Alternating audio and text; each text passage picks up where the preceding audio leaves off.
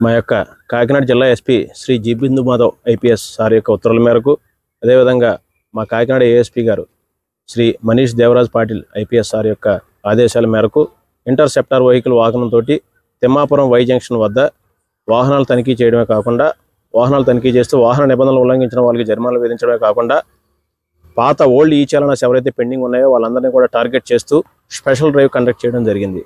ఈ స్పెషల్ డ్రైవ్లో భాగంగా ఒక వాహనదారుడు ఇటియో కారు వాహనదారుడికి 19 చలనాలు పెండింగ్లో ఉండడం, ఓల్డ్ చలనాలు ఉండడం గమనించడం జరిగింది. సదరు వాహనదారుడిని కారుతో పాటుగా ఇక్కడ తీసుకురావడం జరిగింది. వాహనదారుడి యొక్క 19 చలనాలను వెరిఫై చేసుకుని మొత్తం 19 చలనాలకి 19,630 రూపాయల చలనాలు పెండింగ్లో ఉన్నాయి. ఆ చలనాలన్నింటిలో కూడా 10 చలనాలు అంటే 10,300 రూపాయల చలనాలన్నింటినీ కూడా కట్టించడం జరిగింది. ఆ చలనాలన్నీ కూడా రాంగ్ పార్కింగ్ చలనాలు.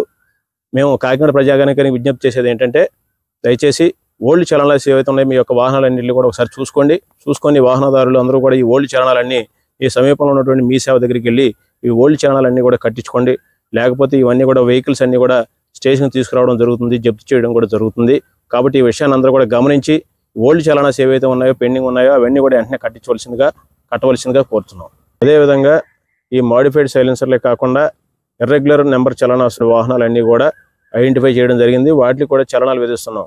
1 కంటే ఎక్కువ ఓల్డ్ చలనాలు పెండింగ్ ఉన్నటువంటి ఇర్రెగ్యులర్ నెంబర్ ప్లేట్లు ఉన్నటువంటి వాహనాలను కూడా ఆ బళ్ళు సీజ్ చేసి ఆ నెంబర్ ప్లేట్లన్నీ కూడా మార్చిన తర్వాతే వాళ్ళకి ఇవ్వడం జరుగుతుంది.